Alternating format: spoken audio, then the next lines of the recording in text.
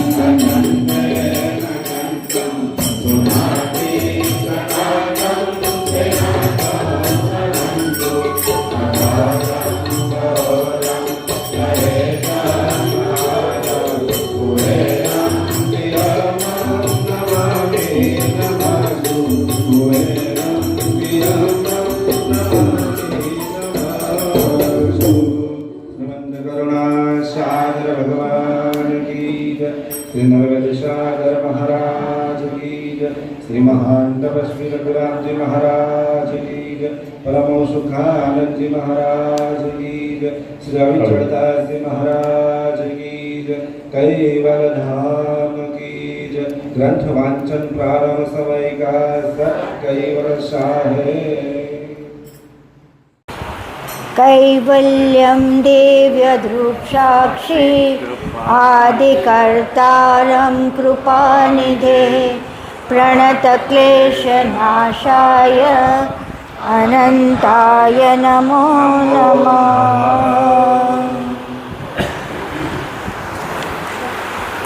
આજે 21મો દિવસ ને 21મો દિવસ છે અને આજે મહારાજશ્રીની પુણ્યતિથિ છે, એટલે નહીં સંભળાય છે ને બધાને? હા, નહીં વાંધો આવે. બહુ વધારે જોર પછી પડકો પડશે. આપણે પાંચમી ચોપાઈથી શરૂ કરીશું. આમ તો ચોથીથી કરીએ, ચોથી 2 વાર બોલીને પછી પાંચમી બોલીશું સીધી જ. ईश पढ़ो क्यों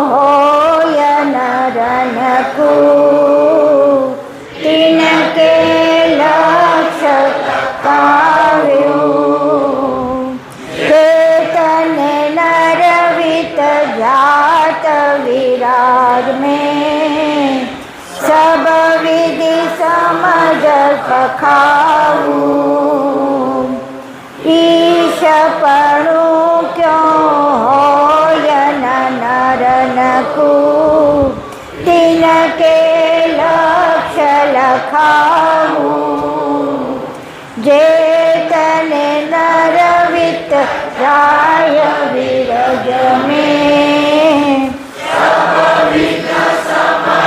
પડાવું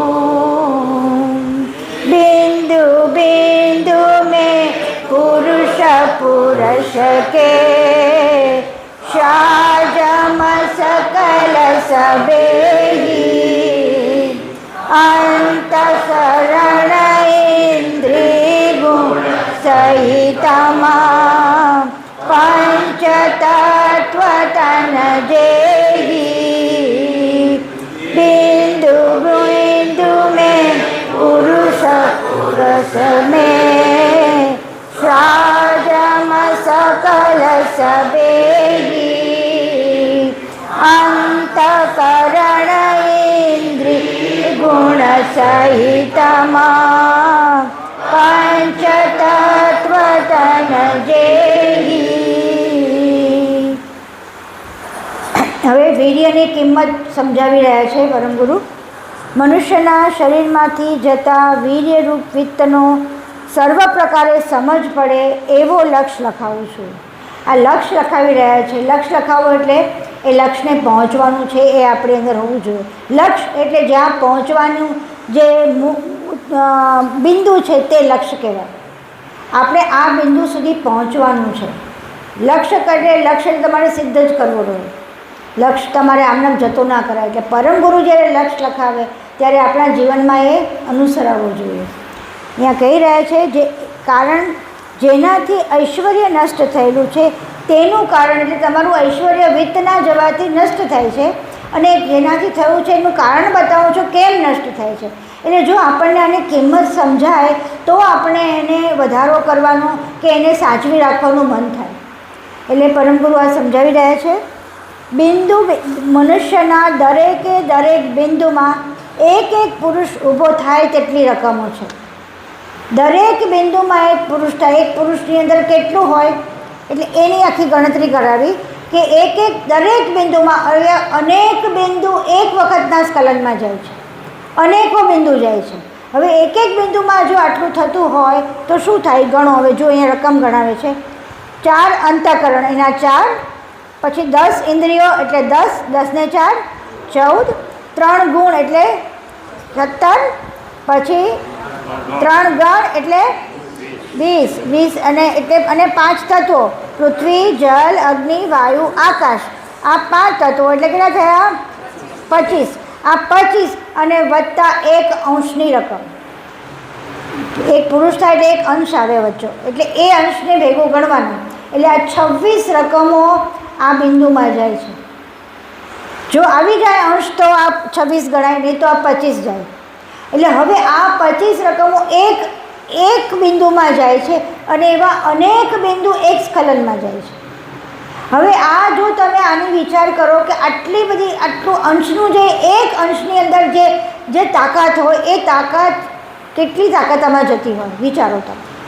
હવે અહીંયા આગળ કહે છે और 64 आंगुल की अवितव हाण प्रणव की जिन में सुरता कल अंश आरत के तेहि पण आवत तिन में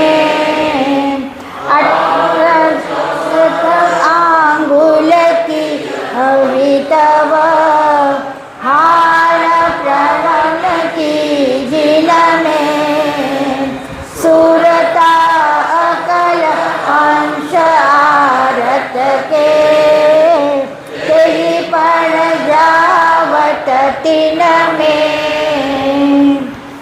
હવે આની સાથે પ્રણવ એકલો તો આ જતું નથી, પ્રણવની વગર તો જવાનું ઉતરવાનું છે જ નહીં શક્ય।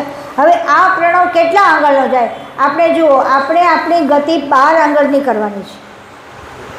લક્ષ્ય ધ્યાનમાં જ્યારે આપણે 12 આંગળની ગતિ છે, આ તો લીધા જ નથી, અહીંથી શરૂ કરીને 12 આંગળની ગતિ એ 12 આંગળ પ્લસ નીચેની ચક્રોના 52 આંગળ, 52 આ 64 આંગળનો શ્વાસ સમાગમ વખતે ચાલે, બંનેનો, સ્ત્રીનો ને પુરુષનો.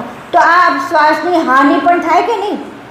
એટલે આટલા શ્વાસની હાનિ પ્લસ આટલા બધા ગુણગણના બધા જ, એટલે 26 ગુણો, 25 ગુણોની હાનિ. આટલી હાનિ એક જ વખતના સ્ખલનમાં થાય છે. હવે એની ગણતરી હજી આગળ પરમગુરુ ગણાવે જ જાય છે. જુઓ હવે, એહી દશ દ્વાદશ દશ ચતુર અંશ કી પ્રજા બિંદુ में जाई, एही प्रकार वर्ष 64 के दिन केतिक खाई. હવે જુઓ આટલો બધો ફરીથી, એહી દ્વાદશ દશ ચતુરાંશ કી પ્રજા બિંદુ में जाई, एही प्रकार वर्ष 64 के दिन की. હવે આમ ગણીએ તો આટલા અંશો આપણી અંદરથી જતા રહે, આપણા આટલા અંશો મૃત્યુ પામી જાય. વિચાર કરો તમે, આપણાથી એક જ વખતના પહેલાંમાં આટલા અંશો મૃત્યુ પામી જાય. જે જીવન થવાના છે આ બધાને તમે જવા દો છો, આ બધાની હાનિ. એ તો એ લોકોનું તો થાય, પ્લસ હવે તમારું કહે છે આ ગણાવેલી 26 રકમો અંશની પ્રજા હોય એક બિંદુમાં જાય છે. આ અંશની પ્રજા છે, આ 26ની એ બધી. આવી રીતે 64 વર્ષના દિવસોમાં કેટલા વીતાશે વિચાર ગણો. હવે આને 64 ગુણી નાખો એટલે કેટલા થાય, તો કેટલી જતી હશે તેની તપાસ. હવે ગુણાકાર આપશે. પરમગુરુ એકે એકની ગણતરી કરીને બતાવે છે કે કેટલું અમૂલ્ય જે આ વીર્ય છે ને તમે જવા દો છો. આગળ જવા દે. તીન કે કહું પરમાણ અપરમિત મરમિત મસરસ હેતુ, એહી તન મે તન સમલ સંયુક્ત અપરમ પારસ કેતુ.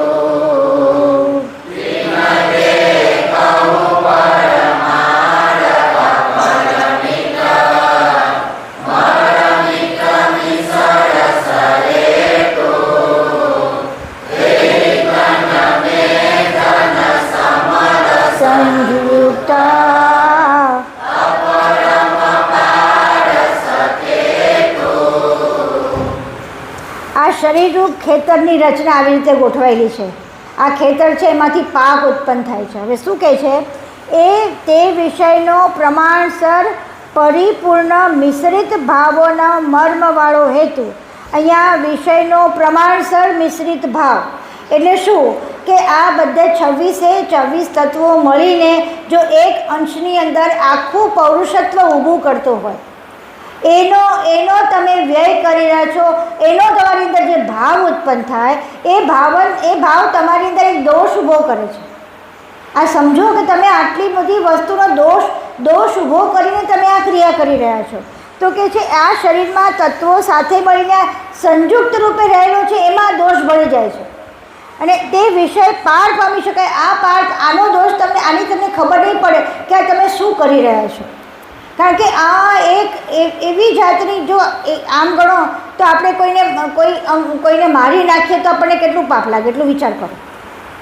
હવે અહીંયા તમે તમારા એક બિંદુની અંદર તમે આટલા અંશોને મારી રહ્યા છો. તો આનો જે મિશ્રિત ભાવ તમારી અંદર, જો તમારી અંદર થોડીક બી સંવેદના જાગૃત હોય તો તમે આનું સ્ખલન થવા ન દો. કેમ? કારણ કે હું આટલો મોટો હેતુ, જે કર્તાનો હેતુ છે એમાં હું એક આ ભંગાણ પાડી રહ્યો છું. કર્તાનો એક હેતુ છે કે પ્રજા ઉત્પત્તિ કરવાનો અને બીજો હેતુ કર્તાનો પોતાની તરફ જવાનો છે.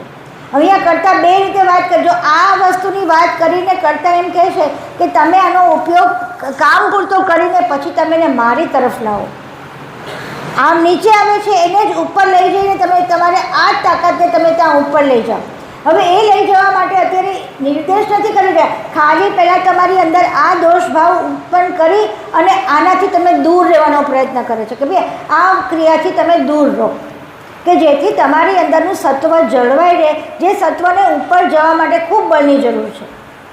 નીચે આવવા માટે ઉર્જાને કોઈ જરૂરને વાંધો નથી, ઉર્જાને ઉપર જવા માટે સૌથી વધારે તકલીફ પડે.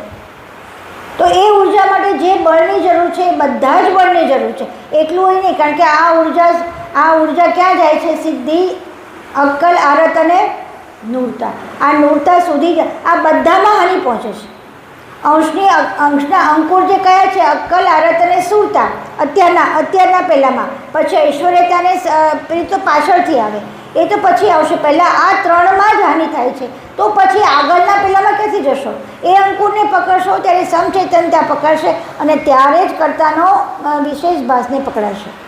હવે આ આખી પ્રક્રિયા એટલી બધી જટિલ છે, એ જટિલ કરતાં બી સરળ છે, છતાં બી જટિલ એટલા માટે છે કે વચ્ચે આવી અડચણો છે. દરેકમાં અડચણો આવે. ગુણગણને દૂર કરો તો એ પૂરા થાય, તો પછી ત્યાં ગુણગણની રચના પૂરી થાય તો ઉર્જા આવી જાય, ઉર્જાથી આવે આ નિરંજન તત્વનો જે પેલો વચ્ચે આવી જાય. આ બધું વચ્ચે આવતા તમારા અંકુર સુધી પહોંચતા તો તમને કેટલા વ્યવધાનો છે. આ વ્યવધાનને પહોંચાડવા માટે થઈને એ જે બળની જરૂર છે, બળ એકઠું કરવા માટે અત્યારે કરતા આપણને તૈયારી કરાવી રહ્યા છે. જો કહે છે આગળ, જે તે દિન ઉન્માન કહી તમે બિંદુ પાત તન હોઈ, તે અંત ગુણ કી આદ્ય સબ જાવત સંગ સમોઈ, જે તે દિન કહી તમે બિંદુ પાત તન હોઈ, તે અંત સગુણ કી આદ્ય સબ જાવત સંગ સકોઈ. અમોએ ઉપર બિંદુ વિશે અનુમાન કરેલું તે દરેક બિંદુમાં અંતઃકરણ ગુણગણોની આદ્ય લઈ સર્વનું વિત્ત તેની સાથે જાય છે. આ બધાનું વિત્ત જાય છે, એકલું આટલું નહીં. આપ જે 26 જે કયા એ બધાનું વિત્ત આમાં એક બિંદુ પાતમાં જાય છે. જો વારંવાર આપણી વસ્તુને રિપીટ કરી રહ્યા છે એટલે કે તમે ટકોરા મારી રહ્યા છે કે જુઓ આટલો વ્યય થાય છે તમારી શક્તિનો. આગળ એહી પરકાર હાન વિભૂતિ નકી હોવત અંશ જેવું નકી, જો નરપત ગલ હિના વિતસે જીત ન હો તેવું નકી, એહી પરકાર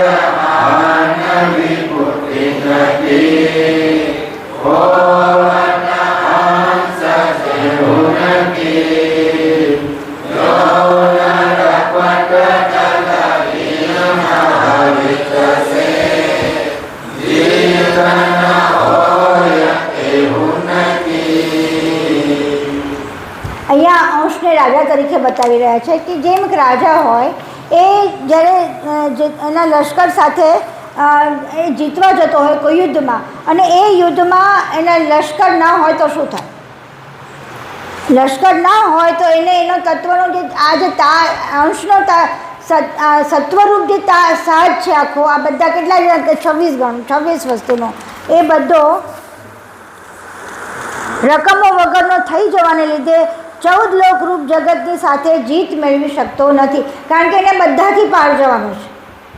અંશને આ જગતના એક તત્વોથી પાર જવાનું છે.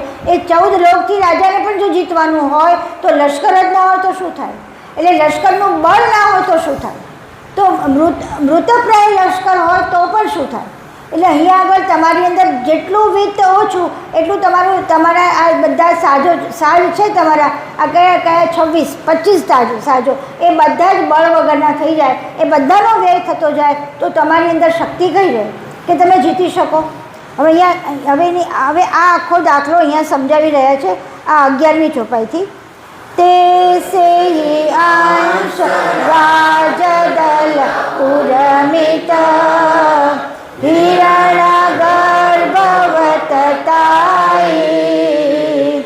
નાર સંગ સંજોગ કરિત સે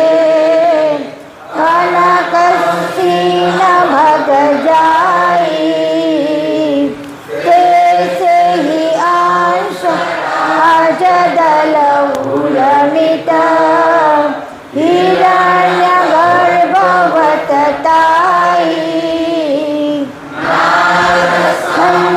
સંજોગ કરિત સે કનકસીન ભગ જાઈ. હવે તેવી જ રીતે અંશને રાજા ગણવો. હવે રાજા પાસે લાવ લશ્કર કોનું હોય તો કે એના સૈનિકોનું હોય, અને સૈનિકો કેવા હોય એકદમ ટ્રેન્ડ હોય ને બલશાલી હોય. એવી રીતે અહીંયા આગળ અંશના બધા જ જે 25 જે ગણાવ્યા એ બધા એમના લશ્કરના સૈનિકો છે. અને આ લશ્કર કેવું છે, બધું કેવું બલશાલી છે. હવે બલશાલી હોવું જોઈએ. હવે શું કહે છે સાંભળો.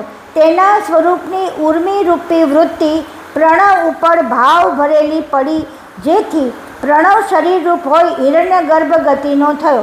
એટલે હવે આ સ્વરૂપની ઉર્મિરૂપ વૃત્તિ કોની? અંશની વૃત્તિ. અંશ રાજા છે એની વૃત્તિ ક્યાં પડી? પ્રણવ ઉપર પડી. હવે પ્રણવ ઉપર પડી એટલે શું થયું? પ્રણવ શરીર આખું હિરણ્ય ગર્ભવાળું થયું. એટલે એમાંથી જ બધા ઉત્પન્ન થવાના. હવે એ કીધું આ હિરણ્ય ગર્ભ એટલે શું કે ગર્ભ જેમાંથી બધું ઉત્પન્ન થાય. હવે પ્રણવની અંદર આ વૃત્તિ પ્રણવ પર આ વૃત્તિ કંસની વૃત્તિ પડવાથી હવે આ પ્રણવ હિરણ્ય ગર્ભ ગતિવાળો થયો.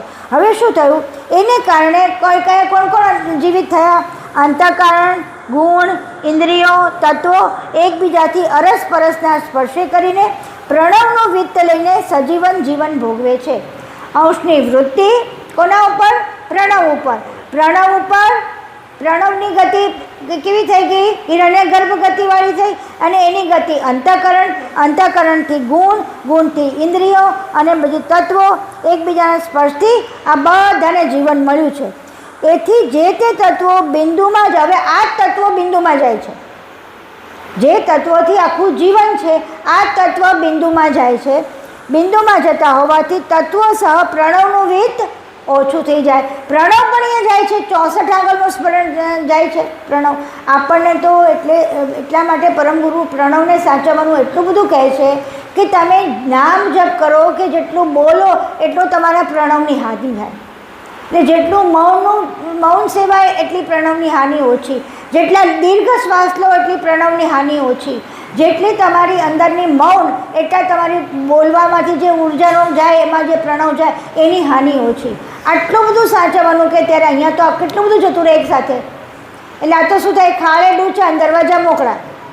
એક બાજુ આપણે મૌન કરતા હોઈએ, એક બાજુ આપણે ધ્યાન કરતા હોય, લક્ષ્ય કરતા હોય, પ્રણવને સિદ્ધ કરતા હોય, પ્રાણાયામ કરતા હોય, પણ આ જ વસ્તુ ખોલી નાખીએ, આ જ નળ ખોલી નાખીએ તો શું થાય?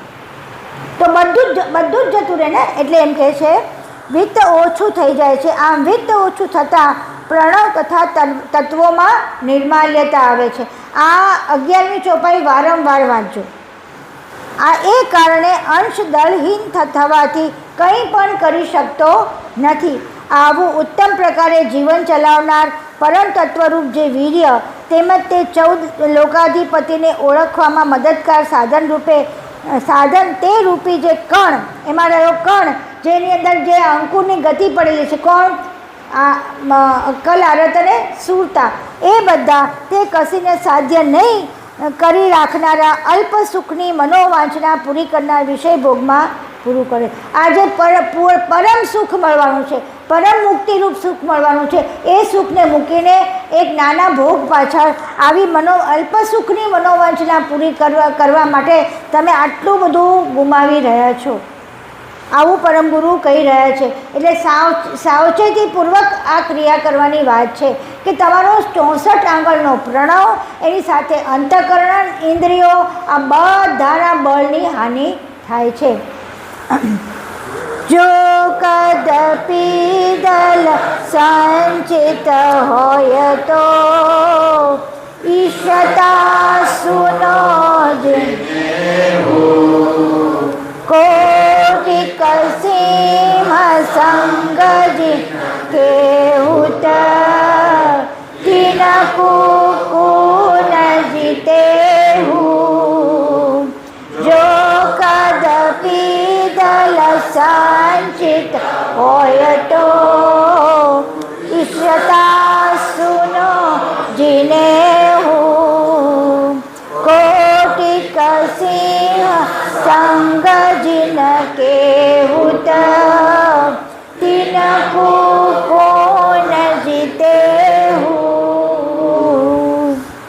જો કદાચ ગુણ, પ્રાણ, પ્રકૃતિ, અંતઃકરણ, ઇન્દ્રિયો વગેરે દળરૂપ રકમોનો સંગ્રહ કરેલો હોય તો અંશની ઐશ્વર્યતા વધી જાય છે. એટલે અહીંયા વાત એ કરી કે તમે આનું સ્ખલન ના થવા દો, તમે આને વધારે ને વધારે ઉત્તમની ઉત્તમ ગતિથી સંગ્રહ કરીને ઉપરની ગતિ તરફ લઈ જાઓ તો તમારું બળ વધી જાય છે. હિમાલયના કેટલા બધા એવા યોગીઓ છે કે જે લોકોનું બળ એ લોકોના બોલવા માત્રથી, એમના હોવા માત્રથી, એમના તેજ માત્રથી કેટલા લોકોનો ઉદ્ધાર આમ નામ થાય છે. વિચાર કરો. આ કેમ? તો કે આ જ વીર્યના બળના હિસાબે એ લોકોએ સંગ્રહિત કરીને બ્રહ્મચર્યને એટલું બધું તપાવ્યું છે. એ તપનથી એ લોકોનું આખું ઐશ્વર્ય, આખું શરીર તપીને આખું ઐશ્વર્યવાન થઈ ગયું છે. એના હોવા માત્રથી, એમના બોલવા માત્રથી, એમના જોવા દ્રષ્ટિ માત્રથી લોકોનો ઉદ્ધાર થઈ જાય. અને આવા બહુ ભાગ્ય જોવા મળે. પણ આવા બધા ઘણા બધા મહાત્માઓ છે કે જે લોકોનું આ બ્રહ્મચર્યના બળને લીધે આટલું મોટું કામ કરી રહ્યા છે. રઘુરામ મહારાજ જ્યારે પ્રથમ મુદ્રા સિદ્ધ કરેલી ત્યાં તે વખતે એમ કહેવાય છે કે જંગલના એરિયા છે અને જંગલમાં શરીર, વાઘ, વરુ જે બધા આવતા તો તપસ્વી રઘુરામ મહારાજ એની સામે બેસીને દર્શન કરતા અને એમ કહેવાય છે કે સિંહ પણ એની સાથે શરીરની સાથે ઘસીને અડીને પાછળ ચાલ્યા જતા. એનું મૂળ કારણ છે કે એની જે વિત્ત જે છે એનો જે સંગ્રહ છે એનાથી જે ઐશ્વર્યતા બાબતની જે છે એ ઐશ્વર્યતા જોઈને પણ આવા સિંહો પણ લજ્જા પામે છે. એ દર્શન નહીં આપીને બાબતે આપણને એ સમજાવે છે. હા, એટલે એ જ કહે છે કે આ ઐશ્વર્યતા એટલી તો અધિક હોય છે કે જેની સામે 1 કરોડ સિંહ હરીફાઈ કરે છતાં સઘળા સિંહોને તે જીતી લે છે. આટલું બધું બળ એનામાં હોય છે. અર્થાત સિંહ જેવા બળવાન પશુઓ બ્રહ્મચાર્યવાનનું તેજસ્વી કપાળ જોતા લજ્જા પામે છે. એટલે એમને જોઈને જ એમના ચરણે જતા રહે છે. ઘણા બધા એવા છે, ઘણા બધા. એક અહીંયા કદાચ તમે ત્યાં ગયેલા, ખબર છે કુંભમાં, ત્યાં ઓમકારદાસ બાપુ હતા ને, જેનું તમે ત્યાં જેમની સાથે તમે રહેલા, એ ઓમકારદાસ બાપુને આવી રીતે એમની પાસે સિંહને બધા એ નાનપણમાં એમને જે તપ કરતા હતા ત્યાં આગળ, તો ત્યાં સિંહો એમની પાસે આવીને બેસતા. આનું જ બળ, આ બ્રહ્મચર્યના બળથી જ એ લોકો એટલા બધા ઐશ્વર્યવાન થઈ ગયા હતા કે એ લોકોના બોલવામાં, ચાલવામાં, કે એમની દ્રષ્ટિ માત્રથી બધું કેવું થઈ જતું હતું, એકદમ શાંતિ પામતું હતું. હજી પણ કહું છું કે આ હજી જાણ નથી હો. આ ફક્ત વીર્યનો જ સંગ્રહ છે. હજી આ જાણ નથી. આ હજી ખાલી એક ઐશ્વર્યતાની એક સિદ્ધિ માત્ર છે. જાણ તો આનાથી ઘણી દૂર છે. આ તો આ જાણને મેળવવા માટે થઈને જે તમારા બળની જરૂર છે, એક અણિયાળી ગતિની જરૂર છે. જે વખતે તમને બ્રહ્મનું વ્યવધાન આવે, બ્રહ્મનો ખાડો આવે, જ્યાં આગળ તમે લય પામી જાઓ, ત્યાં આગળ તમે આ જે હોય ને એ તમને જાગૃતિ અપાવે. જાગૃતિ અપાવીને તમને બ્રહ્મને પણ પાર પાડી જાઓ, ત્યારે કર્તા સાથે એકમેક થવાય. એટલે આ કર્તા સાથે એકમેક થવા માટે જે બળની જરૂર છે એની વાત છે. આપણે આ કોઈ સિદ્ધિની જરૂર નથી, આપણે કોઈ વસ્તુની જરૂર નથી. કારણ કે જો સિદ્ધિ જે રઘુરામ મહારાજને પણ પરમ ગુરુના ચરણે મૂકી દીધી હતી. આ સિદ્ધિ માટે નથી કરવાનું. આ બળ કોના માટે જોઈએ છે? આપણે અણિયાળી વૃત્તિથી કર્તા સાથે એકમેક થવા માટે. કેવું છે તમારે?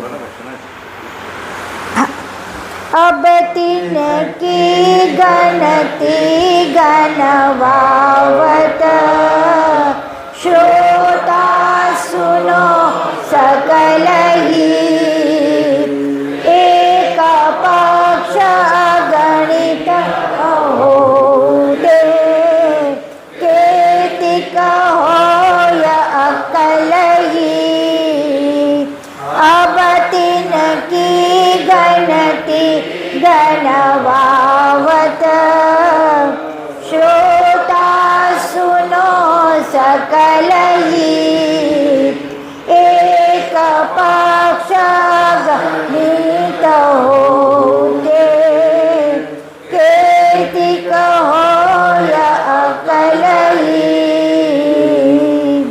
हे श्रोताजनो, હવે તે વિષયની ગણતરી ગણાવું છું.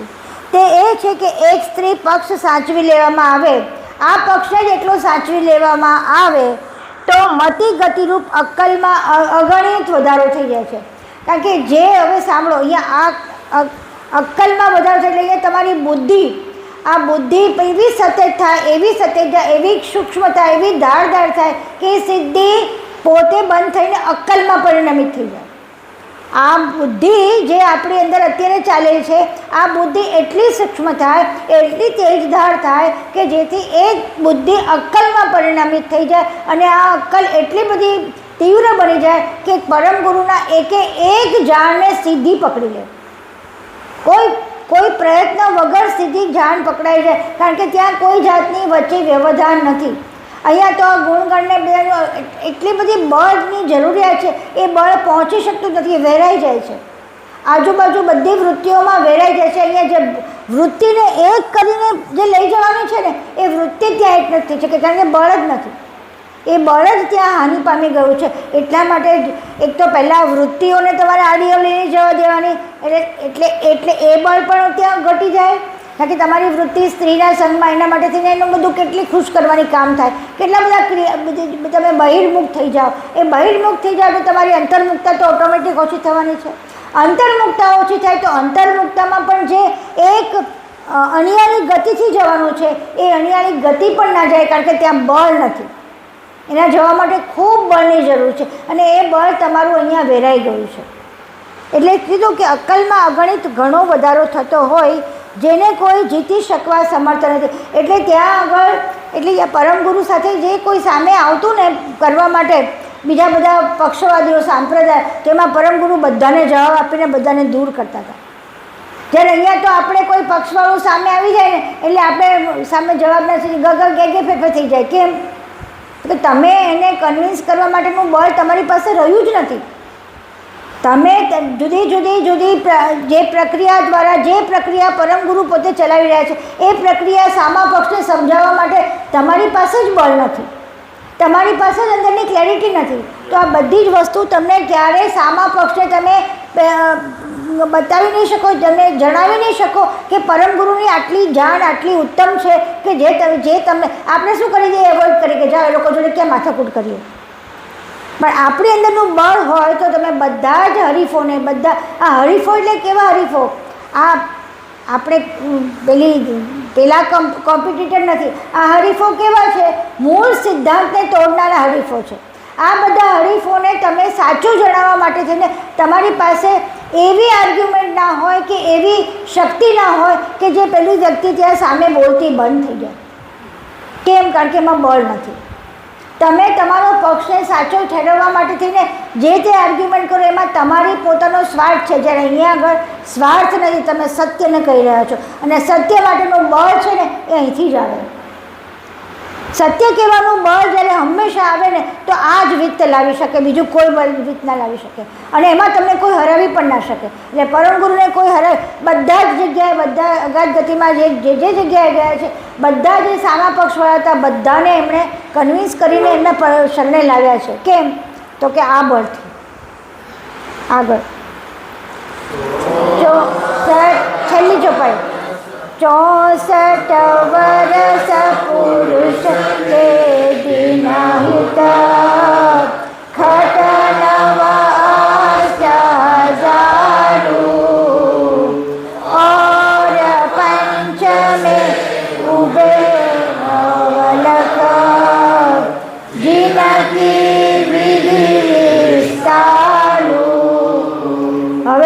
મોઢામાં લઈ ગયા છે આખા ફરીથી 64 વર્ષ પુરુષ કે દિન હોતા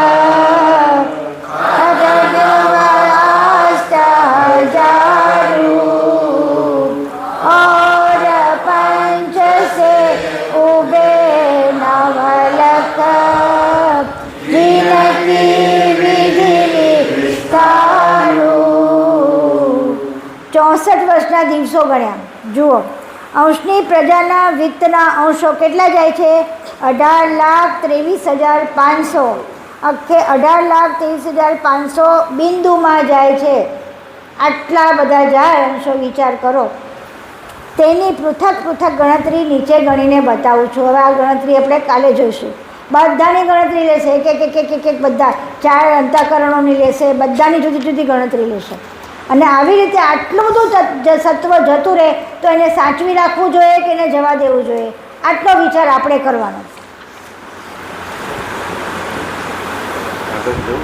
ના બસ 10:15 તો થઈ ગયા સાગર ભગવાન કી જય